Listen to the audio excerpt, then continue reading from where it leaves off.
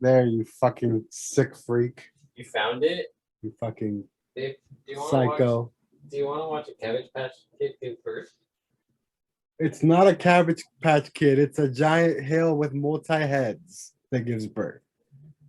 I thought you said it was a Cabbage Patch Kid. It's a hill. I told you it's a mound with multiple Cabbage Patch Kid baby heads all over it. Oh, Some sort of fucking monster mountain.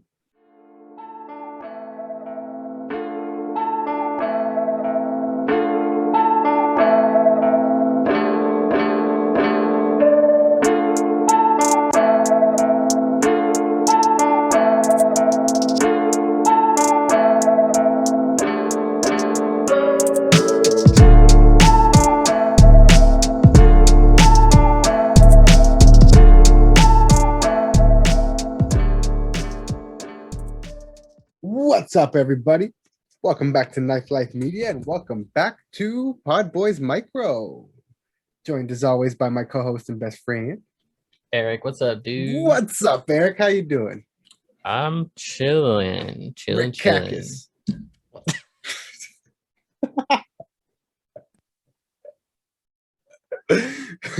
Chilling.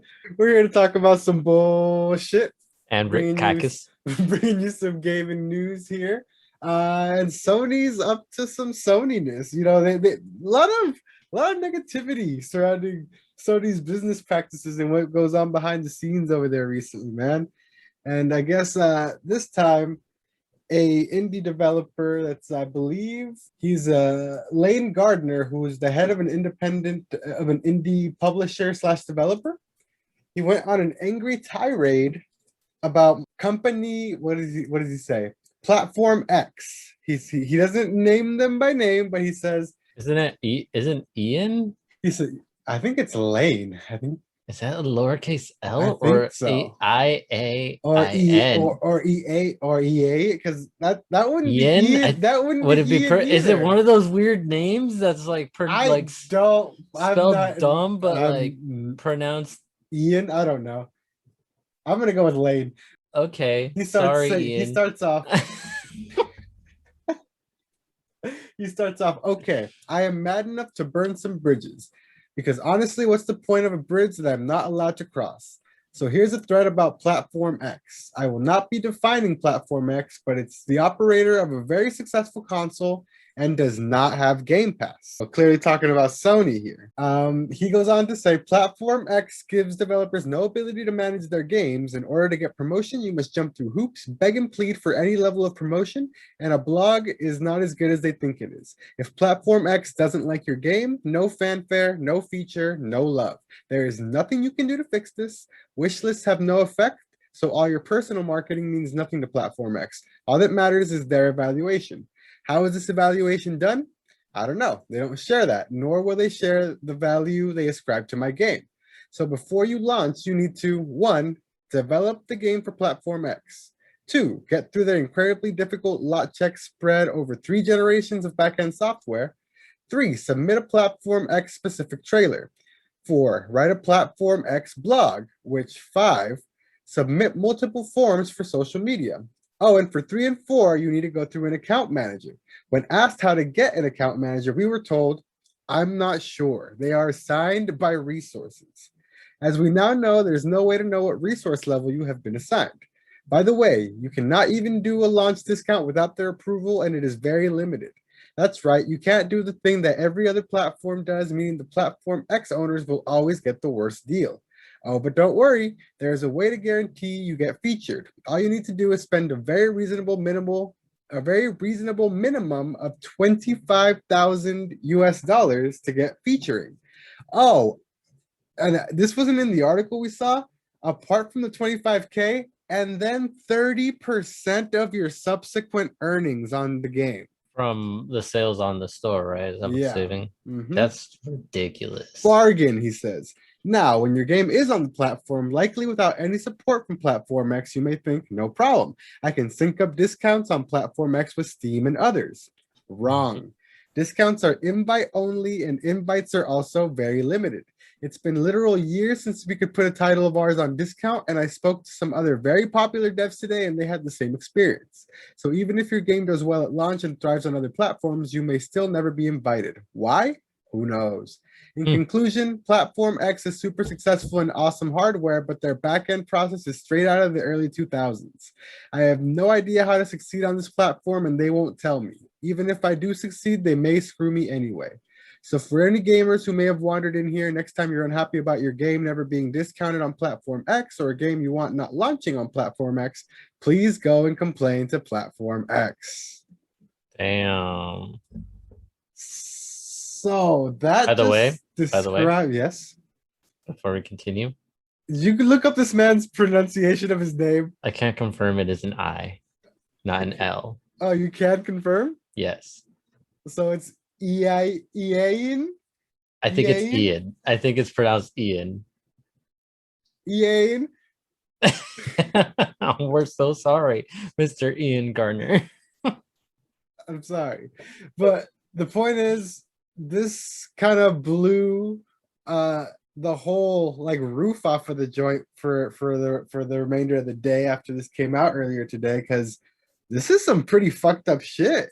Apparently, it is, dude. Especially for like small indie developers like Mr. Ian Garner here. 25 grand out of pocket is insane. And if you refer back to the article, Kotaku reached out to other sources and everything like that, and they verified that and also gotten confirmation that it just starts at $25. It can go as high as $200,000 for featuring on the store. You said $25, you meant $25,000. $25,000, yeah. It can start as $25K as high as $200K. That is just so bad. So bad. And what is even more frustrating is apparently like you don't have control over your own pricing. If you want to put a discount on, you can't unless you're invited to have a discount. That doesn't make any sense. I don't understand that at all. Developers should have, especially indie developers, should have control, right, over what their product is sold as. I mean, if they're, I don't know, it's just it's baffling, dude. It's crazy. It's absolutely insane the hoops that they make these people jump through in order to get on the shop. And by the way, can we like take a second and talk about that in depth for a second? Because have you seen, for those of you out there that have a PS5, have you seen the PS5 store and the PS5 shop? It's really hard to find anything. If it's not like literally like the big old tiles that are plastered on the front page, there are times that you literally can't find like I've typed in a whole, I remember when I was trying to find Dragon Ball Fighters, I typed in Dragon Ball in its entirety, like I typed in the whole, like basically the whole title of the game, and it wasn't pulling up the results. Like it's impossible to find shit on there. So not only are they charging ridiculous amounts and making you jump through crazy hoops to get on the store, but they're charging you for visibility, supposedly. What visibility? There's none there. There is none. Unless you pay a ridiculous amount of money to get it on that page. One of those tiles that are on the front page. And if you're a poor indie developer who doesn't have a big marketing department, a big budget, blockbuster deal. If you're not Naughty Dog. Yeah, like you have absolutely no shot. So yeah, he basically says it. He says we have no idea how to succeed on this platform, and they do nothing to help. Yeah. So I mean, the other side of this argument I've seen is how else would these platform holders curate the amount of games that like flood the market with all like for example, like all take Steam and the eShop on the Switch, for example, which do get a lot more releases per day. How many of those are absolute fucking garbage things that shouldn't even be allowed to be sold, type of thing? You know what I mean? So that's okay. But that's fair. I think that if we think about it that way, I think that's fair. I think that's fair, but it is still a ridiculous amount of money. I also think there needs to be like a a much like better middle ground, right? Not a middle ground, but a much better open channel of communication, at least. You know what I mean? Like apparently, like more transparency. More transparent. You can't even. Like apparently you need an agent to do some of these things, but they refuse to tell you how to get an agent. Like these are just archaic, like draconic practices that have no place in like smooth business. You know, it's just bad business. They're literally gatekeeping their own business. Yeah, it's absolutely insane. And like, especially like, for example, I did a bit of digging on this dude Garner's company, and they're like a well-established publisher and developer. I feel like after you've taken the time to like publish a few games and build up some good faith and have a long history of publishing stuff, like you should take a bit more priority, or they should try and speak to you a little more, take you a little more seriously and help you out, like, because you've proven you're not just shoving a bunch of shovelware on there, you know what I mean? So it's crazy that they don't work closer with their people, you know? Yeah, it's ridiculous, like outright, like ridiculous. Like I feel bad for all these indie developers that are just trying to get their games out, man. Trying to get literally anyone to see and maybe purchase their game, because it's vicious out there. There's thousands of games releasing every day, and you know, any one of them could be the next big thing. But when you have to go through basically up to $250,000 to even have a shot to be seen, it's dead in the water at that point. You know what I mean? It's unfair. Oh, hello. We have a visitor. It's Jim Ryan. Oh, it's the actual Jim Ryan. It's Jim Ryan. Hello. The indie developer hating guy. yes. You want to be on my store, eh? You want to be on my store? Well, give me cough all up them pounds. Money. You better cough up them pounds. All right, well, we'll see you later, man. It's creepy how he's just over my shoulder like that, right? I don't like it. Can you please make thanks. But yeah, anyways, man, it's a rough situation. I hope like with this coming to light and people like putting a spotlight on it and articles and everything being written about it, maybe it kind of puts a spotlight on Sony and they can maybe try and look into maybe changing some of these practices. But yeah, I think well, the power of the internet. I feel like if enough people kind of bitch about it, like are loud about it, I think, especially I did see a lot of like heavily followed and like more respectable like streamers and podcasters that like actually, and YouTubers that actually talked about this in videos today. So I think it's kind of a big deal, dude, because like indie developers, those are the people that are going or have a chance to become great, and this is just hindering them, you know? Like I feel like we won't get the next great developers like if these kind of things keep happening, which is a shame. I definitely agree, man. But yeah, that's pretty much gonna do it for us here on PodBoyz Micro. Thank you so much for joining us. Thank you so much for listening to the microwave. You thought I was gonna forget, didn't you?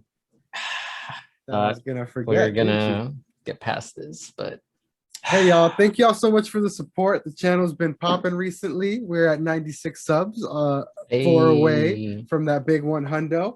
I'm looking to do some sort of cool giveaway once we hit that big 100 subs too. I think I'm thinking Scarlet Nexus. I'm thinking I want to give away a copy of Scarlet Nexus or two. Okay, that sounds. You know what I mean, all right, I'm with it. Get more people playing that game. So we will give details out for that as we get closer to 100 subscribers. But yeah, if you want to find me on the internet, you can find me at Knife Life Foss. You can find Eric. You can find me as Erky Plays everywhere. Make sure you guys hit that like button, subscribe, and hit that notification bell, all that good YouTube stuff, so you can not miss an episode. And until next time, my name is Oscar.